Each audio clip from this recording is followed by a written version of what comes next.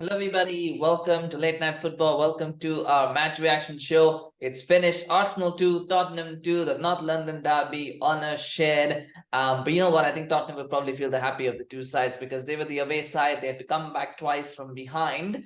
It was an entertaining game overall, but I think I can't remember the last time I've seen so many shockers from so many players on both sides. I mean, quite a few players had really, really poor games.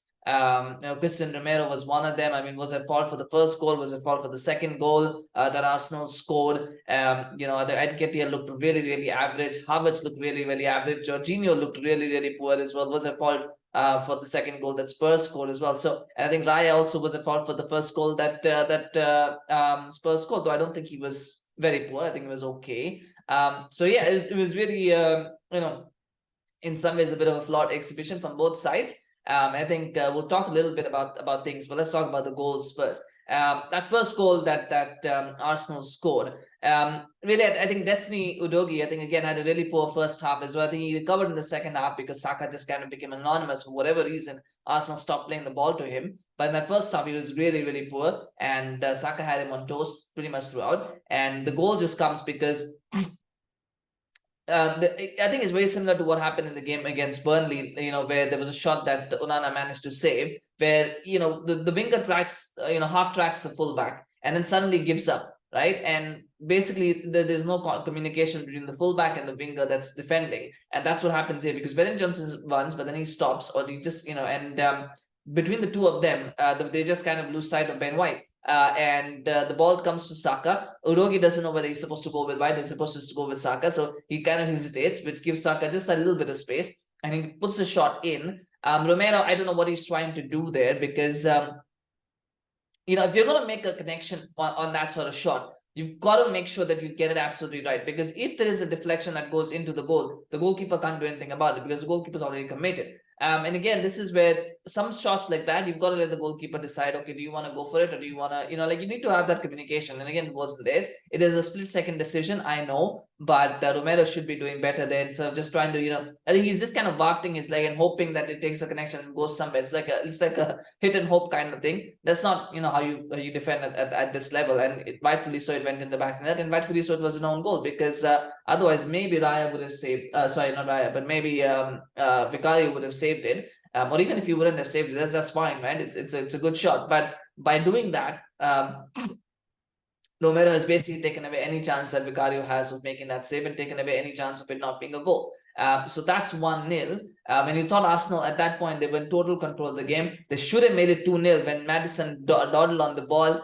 Jesus did so well to pick his pocket, and then he blasts over the top. And it should be 2-0 there. And I think that not being 2-0, suddenly we've seen it so often where a team misses a chance to make it 2-0 and suddenly they pay and the momentum changes. And it did turn, and it turned in some ways because there should have been a goal beforehand where Raya made a good save off of Ben Johnson. And again, the guy never on comment was, oh, this is a fantastic save, what a world-class save. It wasn't. I mean, Ben Johnson, the shot was too central. If he had shot a little bit towards his left, it would have been a goal, or if Raya would have saved that, then it would have been a really good save. But it was so central. Raya, Raya wasn't out of his goal. He was probably more towards his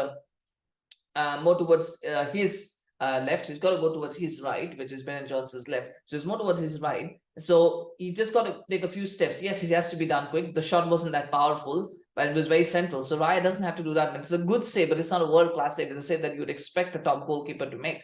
And this is when things start getting overhyped, right? But anyway, right, so he made that save. And then there's another hopeful cross that comes in. Raya, for some reason, does not gather it cleanly, doesn't put it over the bar. He just, kind of pushes it back into a danger area. And it gets recycled. It comes out to Maddison. The cross from Maddison is good, but the finish from Son, oh my God, it is just... I saw a very good finish yesterday from Bruno Fernandes, but this one I think would top that because it was really, really fantastic. The way and remember, there's 3 Arsenal players around him and he still manages to get the shot on target and into the back of the net. He manages to, evade all of them. I don't know how he did it, but he did it so well, and that's a beautiful finish from... I don't know if there was a deflection. I couldn't see any deflection. So if there was a deflection, then apologies. But if there was no deflection, I think that's a fantastic finish. And that was 1-1, and Arsenal just looked all at sea for the last 4-5 minutes of the first half, and then it got worse. In the second half, they had to take off Rice, they had to take off Vieira, I don't know whether it was injury related, must have been injury related because I don't think either of them played too badly. And you bring on Jorginho, you bring on Havertz, and I think the game changed for Arsenal because at that point, even though they went 2-1 up, I just don't think they had that belief that they were going to win that game because the drop off between those two players is just so much drop off. It's just it's Havertz for me. I don't know. We'll talk about Havertz, but anyway, the drop off was huge. But they got a helping hand from VR. Now, was that a penalty? Now, here's the thing, right? There was a foul in the build-up. Now, Jesus pushed Maddison. That is a foul. I don't care what anyone says. That's a foul. If that was not done before play was restarted, the referee should have seen it and should have stopped the corner from being taken. The corner should not have been allowed to be taken when you made a foul like that. If the corner was already taken, then that should be a foul. I don't know what VAR is doing or why they have not given that a foul, but that has to be a foul, and therefore whatever happens after that, this should not count. Was that a penalty? What did Romero cost that penalty? He did. It was handball. There's no doubt that it was handball, but if there's a foul in the build-up, then it shouldn't count, right? And so I think Tottenham had legitimately could have felt hard done by. And I'll put another point here. Manchester United on Romero. I think this was against Spurs. Garnacho had hit Romero's hand. That was much further away, and that was not given as a penalty. This one was even closer and was given as a penalty. So I can tell you again, Arsenal have got a lot of help this season from referees. They've got a lot of help from VAR this season. For whatever reason, they've been getting a lot of help. Some is legitimate, some is not. I think that should not have been a penalty. Not because it was not handball, because I think that was a foul. From Jesus on Maddison. To me, it looked like a foul, so it should not have been given as a penalty. But you know that, I mean, whatever the reason for it not being given, I don't know.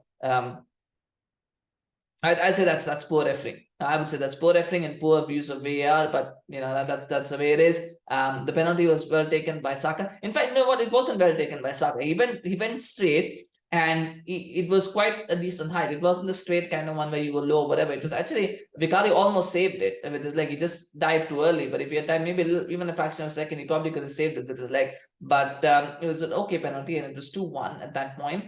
And very soon after that, Arsenal conceded. Again, it was Jorginho who toddles on the ball, gives it away. And unlike Jesus missing his chance, Maddison makes sure he gets the right pass to Son, and Son finishes off. Wonderful finish, makes it 2-2. Arsenal will be disappointed having conceded so soon after having scored, to concede that early and to concede in such poor fashion. And Jorginho, that was the first time in the game that he gave the ball away. That was not the last time, he gave the ball away. He gave the ball away a couple of other times as well. So he didn't have a good game in that midfield. And Arsenal just kind of plodded along, made a couple of half chances, but never really looked like they were going to score a goal. Inexplicably, as I said, they stopped playing the ball to Saka for some reason in the second half.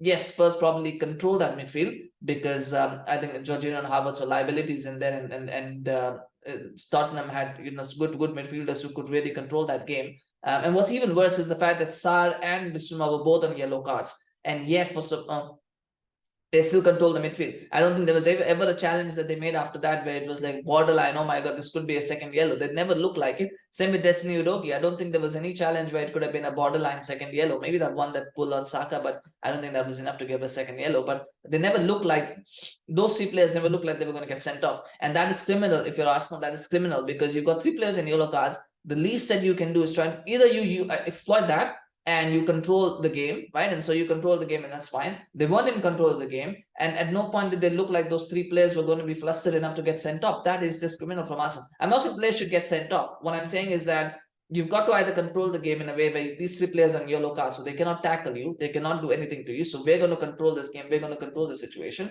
or you start taking, you force them into committing a foul, where you go past the player every time and somebody gets frustrated and lashes out, or maybe you go past and it's a last ditch tackle, something like that. It never looked like that. I think Arsenal, that's a big problem. And throughout this game, I was thinking Arsenal could be challengers to Manchester City if only they had a proper number 9 who is a 30 goal a season striker. They don't have that, and without that, Arsenal are not going to win the title. They're not going to challenge City for the title because they just don't have a person who can score 30 goals. And Nketiah cannot do that. Jesus has shown today that he can't do that either. Yes, he was playing on the wing, but he had a very presentable chance to make it 2-0 and he failed. And that is the problem in big games. Those are the moments that count. Those are the moments where title winners and also runs are decided. And Arsenal, for some reason, they have players who are good, who are great, but they just can't take that final step. That final mental step can't be taken into becoming a champion side. And that is a problem for Arsenal. And that's why they didn't win today, and that's why they will not win the league title this season. And if anybody's trying to convince me otherwise and trying to say, oh, Manchester City have got a lot, Arsenal are not challengers for the title. Let's be honest, they'll be fighting with Liverpool for second place. On evidence of today, I would say Liverpool look much better placed to finish second, and they might very well challenge Manchester City for the title. But Arsenal don't look it. Arsenal don't look it. But nonetheless, Spurs can be proud of their performance. I thought they did very well. They had it would have been very easy for them at 2-1 down to having been hard done by a refereeing decision to have to to then just wilt away and lose the game 3-1, 4-1, whatever. But they got back very, very quickly. Yes, they were helped by Arsenal, but they pressed hard and they got that second goal, and then they defended resolutely. And yes, they have been making a lot of comebacks this season. They've always been going behind and coming back to win games or draw games today. So they're showing a lot of resilience. And at this moment in time, I think they are probably just about favourites for that fourth spot at this moment in time. But of course, Brighton are still there. And I suspect that, maybe West Ham, though they lost today and they lost to Manchester City, they might be in and around that conversation as well, depending on how their Europa run goes. But at the moment, it looks like Tottenham just maybe a little bit edging ahead in that race for top four. But it's only 6 games in, so there's a long, long way to go. We're not going to make predictions right now as to who's going to finish where. I don't want to predict who's going to finish where, aside from Manchester City finishing first. That's not a prediction. As Paul Heyman says, that's a spoiler. But the others, I think, is still up for grabs. Who's going to finish second, third, fourth, and beyond? Those are still up for grabs. But anyway, I think Mickey Van de Ven, I want to make a special mention for him as well. I thought he was excellent today. And I think on commentary, they said he had a bit of Jan Vertonghen about him. I think that's true. I think he does look like a very good centre-half. Looks like a very good purchase for Tottenham. Was very, very solid, very excellent defensively. He's got very good positional awareness. Quite good on the ball as well.